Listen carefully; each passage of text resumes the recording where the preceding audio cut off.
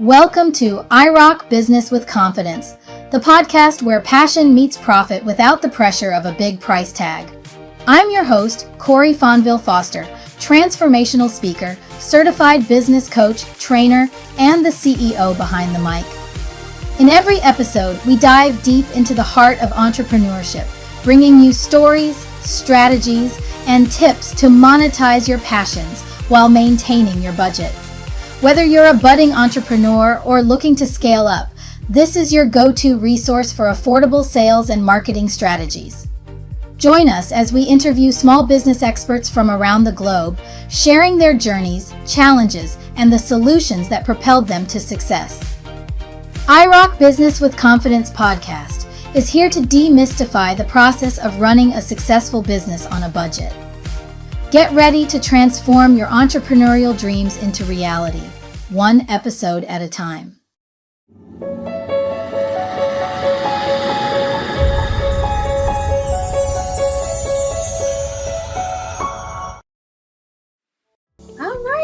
Hello. Welcome back. I'm Corey Fonville Foster, the host of this podcast. And today on the IROC Business with Confidence podcast, we're thrilled to welcome Tiara Nicole Riley, a beacon of light in the realms of personal development, life coaching, and authorship. Tiara's journey from personal struggle to empowering Black women to live intentionally is nothing short of inspiring. As the visionary behind Rethinking Me, LLC, Tiara uses her platform to guide women through self-love, healing, and entrepreneurial success, transforming challenges into stepping stones for growth. Join us as we delve into Tiara's strategies for overcoming adversity, cultivating confidence, and building a life and business you love. Hello, Tiara. Girl, I'm gonna need you to forward me that intro, cause baby, I'm like, wait, me? Yes, you. That's just a small snippet of you. There's a lot more to share. And for those of you who don't know, me and Tiara go way back. She was one of the guests on my first podcast, yes. And I thought we got to bring her back because she has done so much, and she's continuously doing something in the coaching community. Baby, so always doing something. Okay. Yes, well, I'm excited that you are here because today we're going to be talking about confidence and community, which are two really important parts of anyone's personal or business journey. But before we dive into all that, I want you to be able to reintroduce yourself. Tell us a little bit about you and Rethinking Me LLC and kind of how you got into business. Yeah, thank you. So I'm a motivational speaker, 5-time published author, and the owner of Rethinking Me LLC, which is a life coaching firm. I got into business by being obedient to God's word for my life. I never saw this, but I was always obedient to the next thing. Like whatever that next thing was, I would just do it. Like as long as it was clear it was from God, I did it. And then I look up and I'm like, oh, okay. Oh, all right. So honored to be here. All is well. And I think I must say, my favorite title is I'm Kayla's mama. Oh my goodness. Yes. That's my boo, honey. That's my boo. I can't tell you what I do and who I am in this world without mentioning that. Yeah, look, and it's crazy you mentioned that because when we did that episode, you were pregnant at the time. Yeah. That's how long ago. So how old is Kayla? She just turned 3. Yeah. Wow. Yes, go ahead, girl. I'm loving that for you. And I love it. People want to talk about their titles, and we can talk about the fact that you're an amazing entrepreneur. You know, you have your coaching firm. Let's make it clear. And you have, you have your books, you have your events, all the things. But I love that you said the title that is really true to you is, your mom to kids. Oh, absolutely. And that's number one. My kid comes first. I will drop everything for that girl. Yes, because why are we doing business if not for our family? Come on now. Why are we doing legacy, generational wealth? Let's speak into existence. Okay. Okay. Listen, I live it, first and foremost. Secondly, I have no choice but to continue it. So, and that's just that on that. But I'm second generation entrepreneur. I know what it looks like to see it, right? And not just my mom. My mom was is a phenomenal entrepreneur. And I watched that firsthand, but also I have two different aunts that have been in business my entire life, as long as I can remember, right? And so being able to just see entrepreneurship as normal, child, you come to an event, Kayla gonna be there. Okay, because I understand the value of seeing it up close in person. She walk around that room like she owned the place, and baby, who gonna tell her she don't? Exactly. Okay. I need to start bringing my son with me to events. Like, we just hired him as a video editor, so I'm like, yeah, you part of this. He's had a couple. And those things really do matter. Like my mom, she's an accountant, and so obviously I didn't go into the family business. We tried it didn't work. I was like, "Ooh, this ain't my thing." But I always knew I was going to be an entrepreneur, right? Yeah. And so obviously I wasn't helping her with tax returns, but I was, putting addresses on envelopes. I was putting stamps on envelopes, taking it to the mailbox, sorting through and that taught me it's a luxury to be a second generation or more entrepreneur. Because then I find out that my father's father, used to be a motivational speaker. Like, what? And host inspirational events. I didn't know that because I wasn't old enough, I wasn't around when he was in his prime or whatever. Just like my grandkids weren't around while I'm in my prime, right? But yeah, one day my father, he was like, yeah, your grandfather used to do events like this all the time. It's in your DNA. Okay. And my grandmother, my mom's mom is a writer. My dad's dad is a speaker. My mom is a full-time entrepreneur and has been for years, a majority of my life. I have one aunt who used to own, she sold them since, but she had like 3 or 4 Massage Envy locations. Come on, somebody. I have another aunt who's a hairdresser, and everybody knows hairdressers are business owners. Yes. But, back in the day, you actually had to do something. You didn't just like... No shade.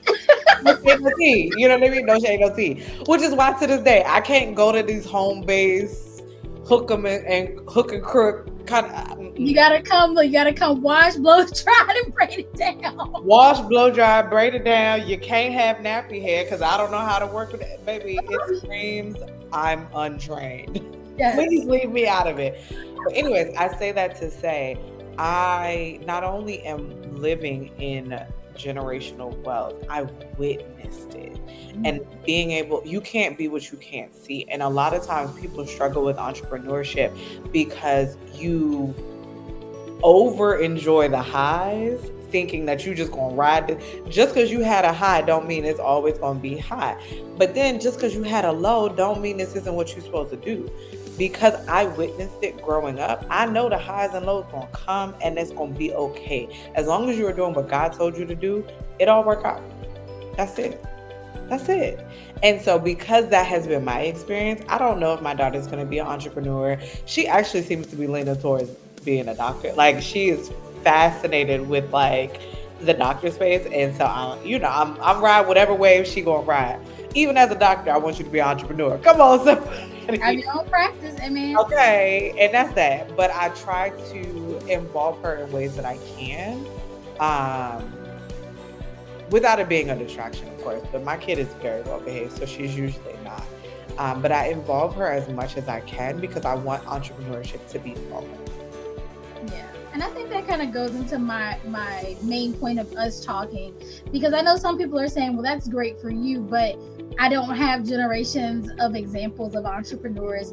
I may be first generation. I may be just getting started. I don't have a community. And what we can talk about now is the fact that you may not have that built-in community, but you can find or create, be a part of a community. And that's kind of what you've done at your coaching firm. Yes. Is you're creating this community for entrepreneurs. Absolutely. To find the right people, right? To connect with and to help them build where they're trying to go. So what would you say to someone that's like, how do I start finding a community that can help and support me? 2 things that come to mind. I think when I think about my mentors don't even know I exist. Like my business mentors really don't even know I exist. Candy Burris, if you ask anybody that knows me personally, Candy Burris is my mentor.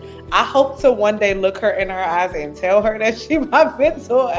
Maybe one day, but I've learned so much from her. And she's my top mentor for a number of reasons, but I have always struggled with wanting to do this, and then this is completely different, and then I want to do this, and then I want to do this, and why?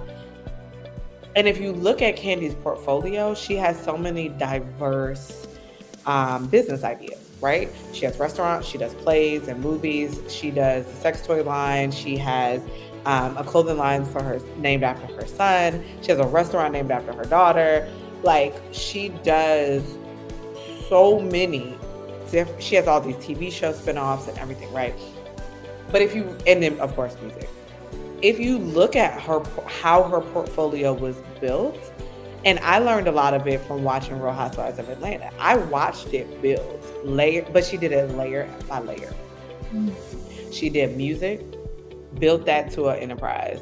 She did the restaurants, built that to reality TV. Then when she met her husband, then they did the restaurants, built that to an enterprise. Then the clothing line for their son, built that. Then, more restaurants. And first it was just one old lady gang. And if you look at it's one thing at a time. And so really being clear about who you can learn from. And so when I think about my business mentors, it's Candy Burris, it's Oprah, it's Beyonce, to name a few. But if you really think about what they have in common, these are all Black women who are first generation wealthy. And again. You see what I'm saying? Like, you don't have to come from, you got to see it, but that doesn't mean you have to be raised by it. Yes. Does that make sense? Like, you do have to see it to know that it's possible and to get the blueprint and to understand how things work. But all these people, like, they give you the breadcrumbs. You just got to apply it, right? Like, I'm a Beyonce fan. I love her music. But even if you don't like her music, what can you learn about her work ethic? Yes. What can you learn about her business asset, her mindsets, right? Like, I remember watching Homecoming and being like, yo, this woman rehearsed for 8 months for a 3-hour performance. What if we did that in our respective businesses? Like, apply that same kind of ethic, right, into our business opportunities. Like, whatever your thing is, it may not be music, but apply that level of dedication and work ethic to it. Mm-hmm. And you could be unstoppable, truly, right? So that's the first piece. And then I would say the second piece is be intentional about building your community and do it authentically. As you go to different events or different opportunities, take the opportunity to just get to know people better, right? Get in community where it makes sense. I'm a part of Union Church and we do small groups. And I actually host a group. This is I just finished my second semester hosting it, but it's called Small Business Connect. And it's literally a group for confident small business owners. When I had my event in January, at least a third of the speakers I met through that group. Truthfully. And it was really just being able to get in community. Like, you have to be intentional about finding community and putting yourself out there. And as someone who is both introverted and shy, I get it. Sometimes you have to realize your purpose has to be more important than your personality. Okay. And once you make that decision, you can get through everything else. Like, yes, I'm shy, but I still make intentional decisions to put myself out there. Yes, I'm introverted, so which that means, and those two words tend to get, convoluted a little bit. But when I say I'm introverted, that means, yes, I have a speaking engagement, but I promise you, for the rest of the day, I ain't got nothing else planned. Okay? I need to be quiet. I need my phone on silent, and I need a good meal and trash TV. Okay? Like, that's it. And so it's really about knowing that, like, yes, I will turn on. And then even before, right? Like, if I have a speaking engagement, there's nothing else on my calendar because I know the energy it requires for me to show up, right? But I have to show up. I can't show up half-assed and be like, you have to forgive me. I'm just a little shy and introverted. No, girl, your purpose is on the line. We got things to do. Show up, show out, and then go sit on the couch. I know somebody's listening. Like, she don't seem like an introvert. When she said she was gonna turn up, she knows I made a conscious, and literally, today my day has kind of like, but I'm like, I gotta show up, right? So literally, as I was like rushing home, I sat inside. I did, because I knew I needed to get me together so that I can show up, right? And when I tell people that I'm both, when I'm shy or when I'm introverted, they're like, no way. I'm like, I promise you. I just make a conscious decision that my personality does have to submit to my purpose, because God gave me a purpose and I'm walking in it. And if I don't do what I'm called to do, somebody will suffer. Yes. I can't take that risk because it's uncomfortable. And you're speaking facts, because I always say selling a service. People are like, oh, I'm afraid to put myself out there and sell and tell people about me. Well, if you don't, and you have a purpose on your life, every time that you decide to make yourself small and not show up, somebody is missing out on their growth because you're not doing what you're supposed to do. So I love that you said that. And that's the beauty of community too, right? Like, yeah. I hate marketing myself. Hate it. It feels uncomfortable for me and all the things, right? But I've gotten to a point where I'm surrounded by people who will vouch for me. Yes. Yo, Tiara's having this event. You need to be there. Because the last event I went to, but again, the last event they went to, I did what I needed to do as an event host. Do you see what I'm saying? But I like my event planner or my social media manager, I can reach out to one of them and be like, y'all, I'm struggling to market this event. Can y'all, like, they have access to my, the business email or social media and email addresses. And so I'm like, hey, can you reach out to these people? And they're like, got it. And it's so funny because the reverse is true. Like, they struggle, as my event planner struggles to market herself as an event planner. My social media manager struggles to market herself as a social media manager. But I'm like, you need an event planner? Cool, let me give you my person. You need a social media person? Easy. Best person in the game. And that's the beauty of community.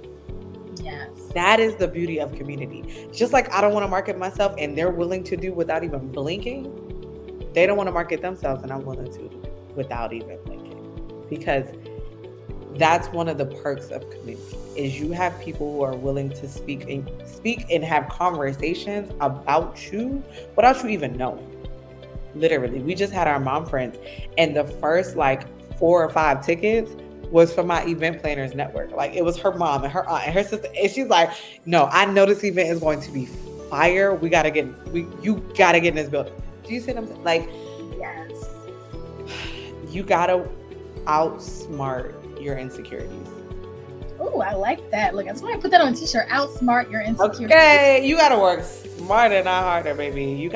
But you really do. And whatever your thing, and even as a life coach, I'm big on not changing you. Lean into your strengths and make a plan for your weaknesses. Okay. Instead of trying to change your weaknesses. Like, for example, I'll use myself as an example. My memory is the worst. I have no concept of memory. I promise you. Unless it is, and this is psychologically based, but unless it is a traumatic experience, which for whatever reason the brain, it's a protection mechanism is the reason, but your brain will hold on to negative emotional, memories that are attached to negative emotions, your brain locks it in. So it says, we don't want to do this again. That's the why. But outside of that, my memory is trash. The worst. And for so long, I used to beat myself up. I used to be doing brain exercises, like, how do I improve my memory? Requiring myself to remember things. And baby, in 2019, I made a decision to remember nothing. And it was the best decision I could have made in my life. And now my lack of memory has become my superpower. Because I decided to stop forcing myself to strengthen a weakness and instead made a plan to account for it. And I said, okay, I'm going to create systems where I don't have to remember anything. Everything is in my phone, either my planner, so it's in one of three places: my planner, my calendar, or my habit tracker app. If it's something I'm doing regularly and I want to just remember to do, like grease my scalp on Monday, Wednesdays, and Fridays, do I really need to sit down and remember that? No, it's in my habit tracker app. I want to have daily time with God. That's in my habit tracker app, right? Every day I want to do something to care for myself. I don't have to remember these things. It's in the habit tracker app. I put everything in my calendar, and even like important dates. Like if I'm talking to somebody and they're like, oh, I start my new job on this date, put it in my calendar. Oh, our anniversary is coming up. Oh, well, when is it? Put it in my calendar. Yep. Oh, my birthday is da-da-da. Put it in my calendar. Anything that's a special date that I want to remember is in my calendar. So then when the date comes up and they're about to start their new job and they're like, oh my God, you remember it. I'm like, I know, right? Right. But it's important to me to show up for the people that I care about, right? And acknowledge these little moments. So if it's something I want to remember, I put it in my calendar. That's it. And then I have my planner that I plan out my days and weeks. And then if I have a notes app on my phone called to-do list. So if I'm out and about and I'm like, oh shoot, I put it in my calendar. I put it in there. And so when I sit down and plan my day, I look in those three places: my calendar, my to-do list in my phone, and I look at my habit tracker and I put that in my planner. And if it's something where like, if we're talking and you're like, okay, on today's Wednesday, on Friday, I'll get this to you. I immediately put it in my planner for Friday. Yep. Work smarter, not harder. But it takes the decision of saying, I'm not going to focus and put energy towards fixing a weakness. I'm going to make a plan for it and account for that. And now I forget nothing. Like literally it has inadvertently become my superpower. And now that my brain is not boggled down with administrative tasks, I have freedom to be creative. I have freedom. My brain is at ease. Oh my God. The level of peace, because I'm not constantly burdened with like, I gotta. And that has given so much space for creative freedom. My brain can actually think. Like, it's like the CEO of a company being a receptionist for a day. Like, nothing wrong with being a receptionist, but my skills and my talents are being used elsewhere. You're asking your brain to be the receptionist when it should be the CEO. Okay, better tell it for the people in the back. And if you guys are listening, this is all about implementation. If you didn't write that down, write down your weaknesses and make a plan for them. Stop focusing on them. That's how I was with spelling. When I started my business, I was like, oh my God, how am I going to keep clients I can't spell? I hired a proofreader who then became an assistant. Now, and that's it. I don't know spelling. If you get an email, you just write what you write. It's not. There's tools out there for that. Okay, and it's my bag. And I might have to make that a t-shirt, but you got to outsmart your insecurities. Whatever, insert insecurity here. Instead of some things need to be fixed. That's true. We got to put that caveat out there. Some stuff. I'm not saying nothing needs to be fixed. So sometimes things do need to be fixed. But a majority of the things that we're spending time and energy and frustration trying to fix, you can just make a plan for it. Mm-hmm. Like, is it that deep? Or can we just make a plan to account for this being a thing? If you know you're chronically late, make a plan. If you know this isn't my struggle and it never has been, but I'm the only punctual friend I have. I don't know how I ended up in this world, but I'm the only punctual friend I have, right? But if you know you're chronically late and we say, hey girl, on the 12th, you want to go to lunch at noon? What time you going to put in your calendar? 11:30. Depends on what kind of time you want. Depending on what, if you're chronically an hour late, guess what? You need to do 11 a.m. You know what? Like, easy solve. Don't even put noon in your calendar if you know you always late. 11 a.m. 11:30. Whatever your normal lateness is, back that thing on up in your calendar.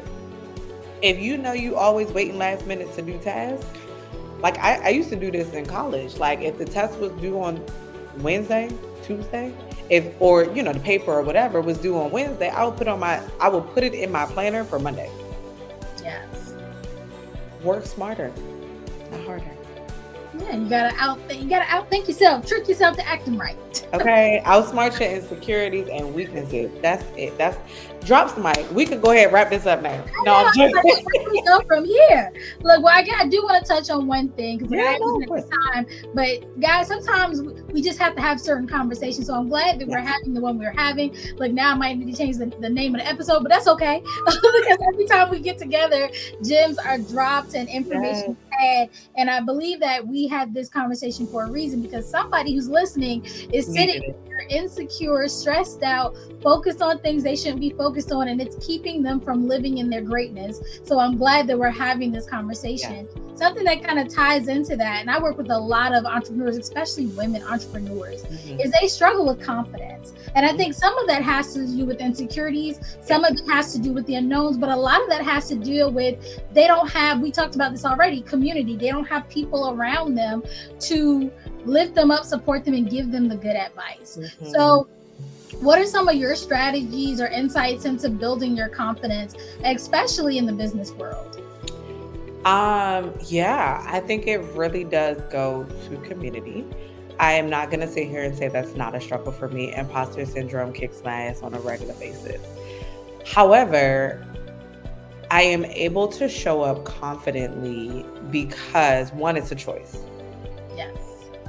Two, I get constant reminders from God that I'm doing what I'm supposed to do. In those moments, and I think that's the difference. Like, don't just go into business just to make money. Go into business because it's what you feel passionate and aligned in your purpose to do. And that once you're doing what your God-given purpose is, God will provide. And I think a lot of times we hear that and presume money, but yes, He will provide money. He will also provide reminders when you need it most. He will provide people in your community. He will provide opportunities. He will provide resources, support, customers, right? Like God will provide all of the things. Whatever you need to do what He told you to do, He will provide. And in the randomest moments when I'm feeling like, child, don't nobody care what I gotta say. It's just little old me. You know what I mean? Like when I'm having those moments, like I have a YouTube channel. And every once in a while, I'll feel like, who cares about my opinion, right? But then I'll get a text message or literally just this weekend. I judge for competitive cheerleading. And so I travel a lot for cheer. I did not know one of my judge friends was following my YouTube channel. She literally, we're just having basic conversations. She's like, yeah, there's something like what you said in your video when you were and I was like, girl, you watch my videos? She was like, girl, yes, I can't wait for the next upload. And it's those moments. Or I have like an older cousin and she literally texted me and she was like, girl, my mama watched your videos and she loved it. We were just talking about this and we were talking about this. And I'm like, yo, my auntie watching my video? Like, what? And not just watching it because they're supporting me, which maybe that's how it starts, but like, I'm helping people. And to be able to help people I know feels so good. But it's community. It's like I can't speak for everybody's confidence, but my confidence is tied to my community. I have friends who are like, I'm thinking about doing this. What you think? And they're like, oh my God, that's so perfect for you. Like, yes, go do that shit. And I'm like, okay. And I think the misunderstanding about confidence is, I think a lot of times people presume that confident people or people who appear confident are never scared. Yeah. I don't think that's true. I think confident people do things while scared. And I think, and that's the definition of courage, right? But I think confidence and courage are like, they might even be twin sisters, for real. Because you need confidence to be courageous and you need courage to be confident. Like they kind of go hand in hand in a sense of like, but being courageous is not the lack of fear. It's to feel the fear and then still go do it. And Absolutely. that's what people miss. So when you feel afraid, it's often like, oh, I'm not gonna do that. Oh, I'm not gonna do that. And I want to share this because I feel like a lot of people do struggle with fear. Many years ago, so I used to go to, I grew up in First Baptist Church in Glenarden. I only don't go there because it's far from where I live now, but it's a mega church at this point. But when I started, it was not a mega church. But anyways, I remember hearing Pastor Jenkins talk about fear. And he said it, and this was so long ago, I promise I'm paraphrasing, but it landed. That's how impactful that was for me. So I'm paraphrasing. Don't shoot me if I get it wrong. But basically, we know the Bible says God, has not given us a spirit of fear, right? Cool. So we know fear doesn't come from God. The devil will use fear to get you to stop. He knows he can't stop you because God has already given us the victory to do everything that he's called us to do. So if he can't stop you and he knows what your obedience to doing what God told you to do, he can see on the other side what's connected to that obedience. He can see the reward. He can see the impact. He can see the lives being touched according to your obedience to what God called you to do. And he doesn't want that to happen, obviously. So in order to stop you, he has to get you to stop you. And he uses fear because it is such a powerful tool that if he can get you afraid of that thing, afraid, either fear of failure or fear of success, which fear of success impacts a lot more people than they realize. Mm-hmm. Fear of failure or fear of success. If I can get you to latch on to one or both, come on somebody, one or both of those things, you will stop you. Okay, now. Okay, and so he don't have to do nothing else, right? And sometimes he can plant that one seed of fear, doubt, whatever, and we hold on to that for years.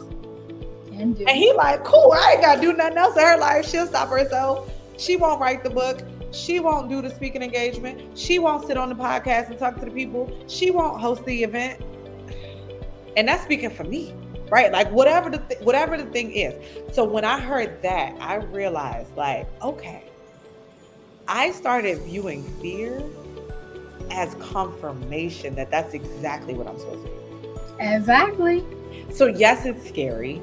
Yes, I feel the fear, but I'm gonna go do it, and I'm gonna do it 10 times harder because the only reason you're trying to stop me is because you know the impact. Yes. And it used to be, I don't even know if it's either it stopped happening or like he realized it don't work no more. Before I would have a big event, I promise you, my personal life would be in shambles. Mm-hmm.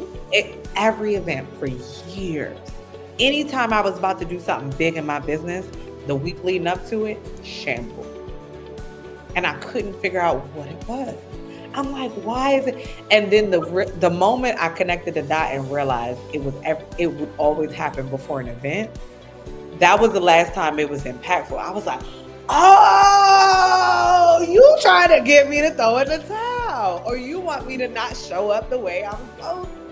Got it. So again, I don't know if maybe it don't happen no more, or maybe it just don't faze me as much because I know what's happening. But that's the thing about spiritual warfare, right? It happens above the natural.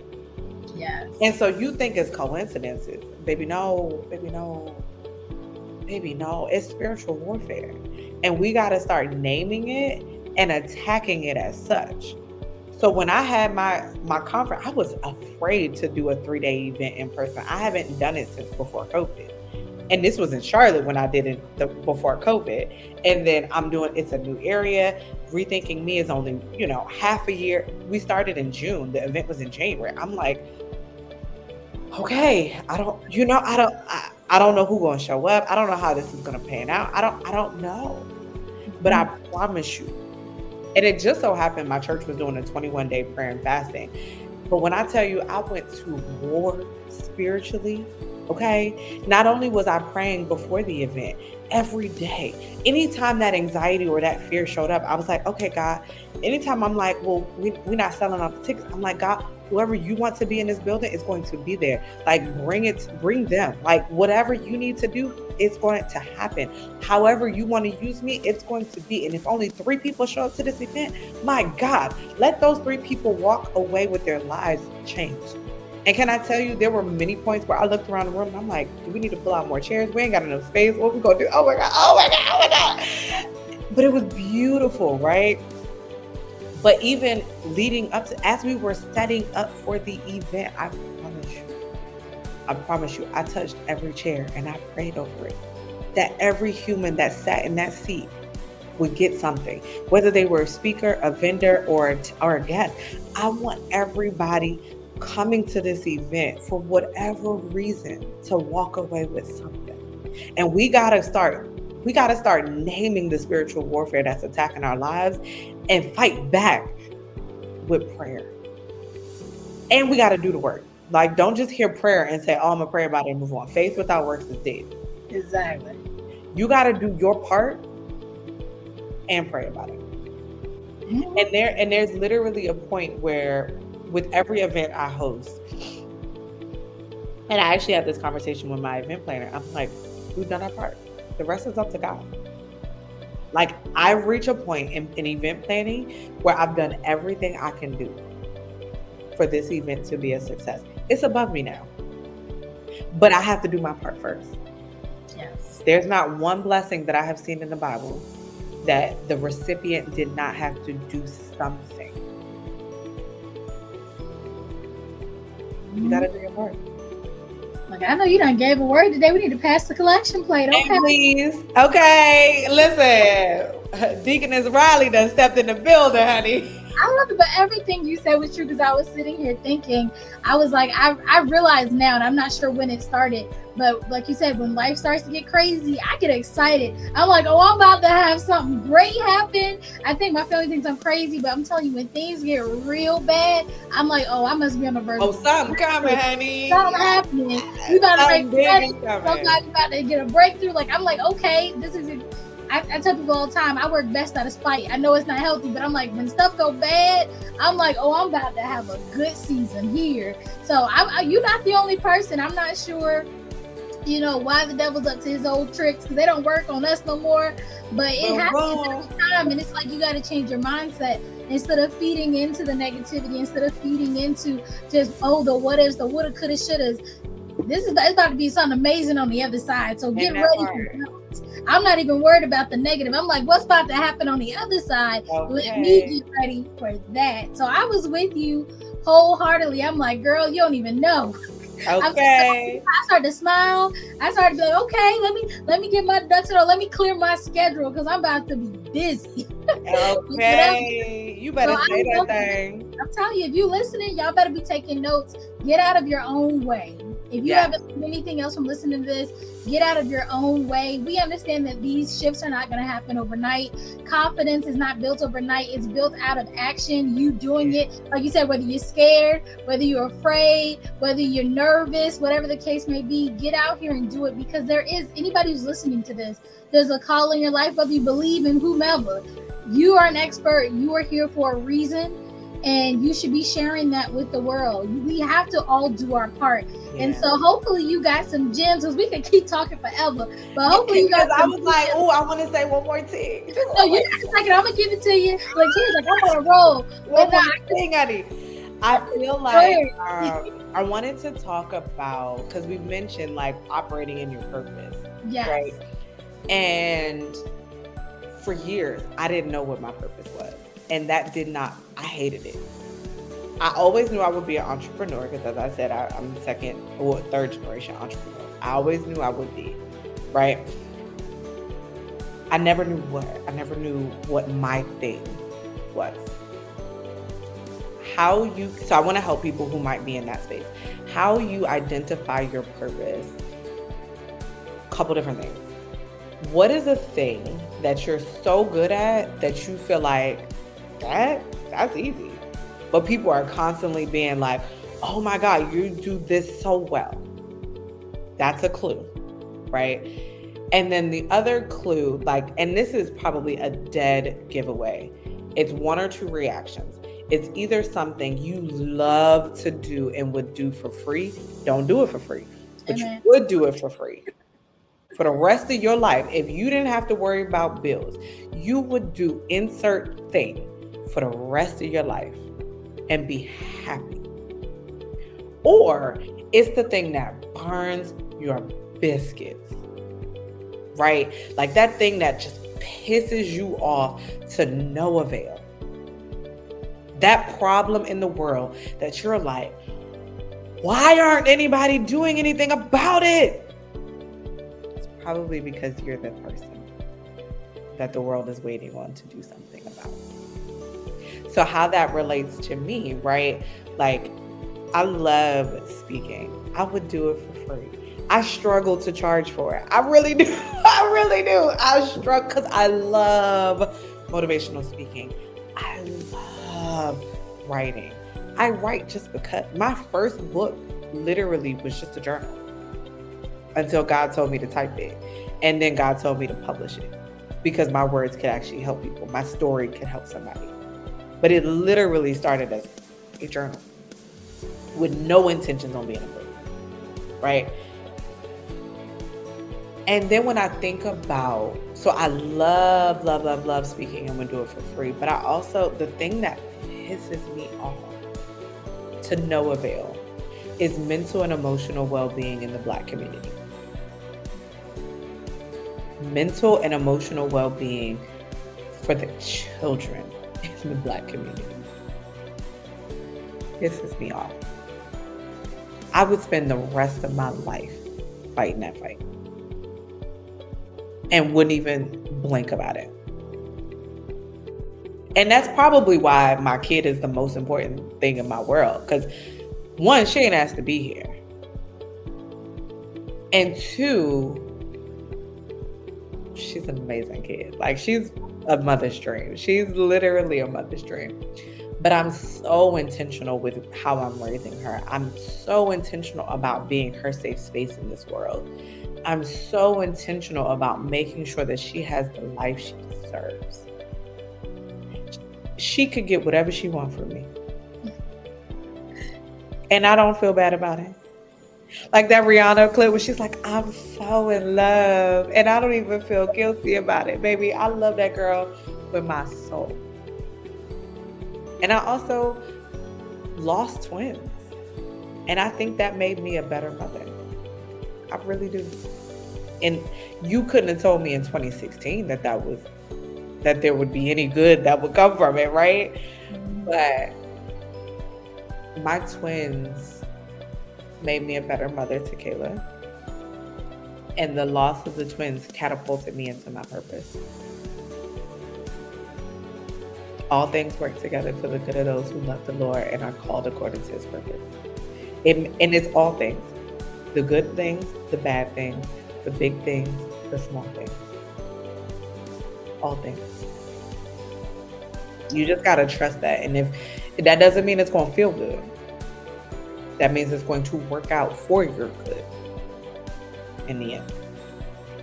You're right about that. But before we hop off, because look, I know you got a couple of messages in you. Before we hop off, baby, guys, don't let this be the last time that you talk to Tiara, that you hear her voice. She has years and years of knowledge, and she also has an amazing community. We've been talking about community the whole time. A community, yes. A network, baby. A support system, a safe place. Look, and we can go on and on. So before we hop off, I do want to talk about the Rethinking Me LLC firm, yes. Also the future events that you may have coming up, so that if people want to connect with you or get into your network, into your stratosphere, they know how. Yes. Rethinking Me is coming up on our 1-year anniversary, and I'm just in awe. And I remember when you and I were talking about like my email marketing, I was like, I want to get rid of everything. And you're like, well, whoa, hold on. So I remember those conversations. I was like, listen, I gotta clear it all. Like, I wanted the people connected to Rethinking Me to be connected to Rethinking Me and not just along for the ride because they're supporting me, right? But we are coming up on 1 year and it's so beautiful. So our official launch party last year was Rethinking Brunch.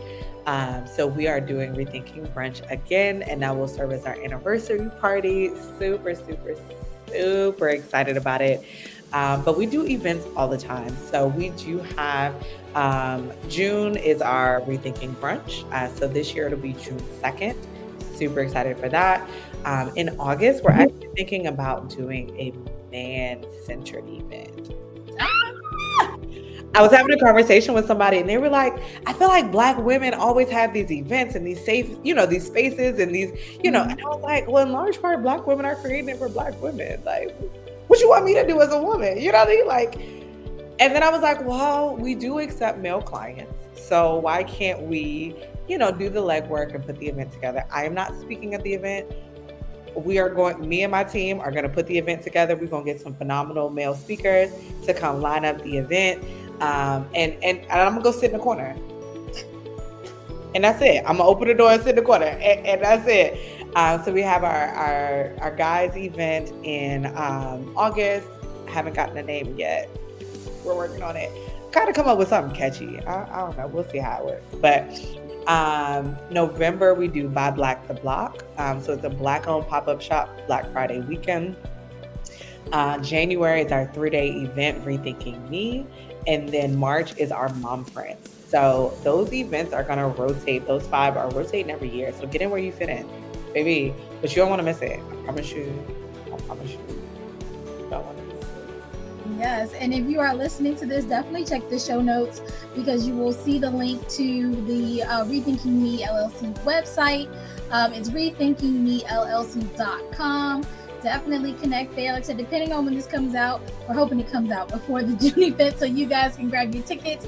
If not, definitely catch the other events. She said the men's event is in August. She has a January event and a March event and the Black Friday pop-up. If you're in the DMV area, you're on the East Coast. If you just happen to be coming by, definitely check that event out as well. But as always, it is a pleasure getting to talk with you. We have a good time every time. You will notice there's a big difference between today's podcast and the rest, but that's because we have that rapport. That could be like, they was just up here kicking and was. Who gonna check me, boo? Exactly. You'll see more of Tiara. She's actually one of the experts on the IROC Marketable Business Solutions website as well. So you definitely have a way to get connected with her. Check her out on social media. She is alive and well and on the social media platforms. She's on YouTube. So make sure you subscribe there. Look, I can go on, but we're going to let you guys go for today. Thank you so much for coming. And guys, remember, we drop a new episode every week. But until next time, remember, I rock, you rock, we all rock. We'll talk to you soon. Thank you.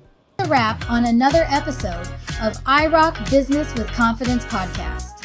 Thank you so much for tuning in and joining our journey into the world of entrepreneurship. If today's episode inspired you or just gave you the tools to tackle your next business challenge, we'd love your support. Please like, share, follow, subscribe, and rate us with a glowing 5 stars. And don't forget to leave us a review. Are you an entrepreneur with a unique perspective, expertise, or actionable strategies that our audience can implement today to advance their entrepreneurial journey? We're always on the lookout for guests who are ready to share their stories and insights. If that's you, please reach out to us. Remember, entrepreneurship isn't just about the destination, it's about the journey. And here at IROC Business with Confidence, we're here to journey with you. Until next time, keep rocking your business with confidence. We can't wait to see where your entrepreneurship journey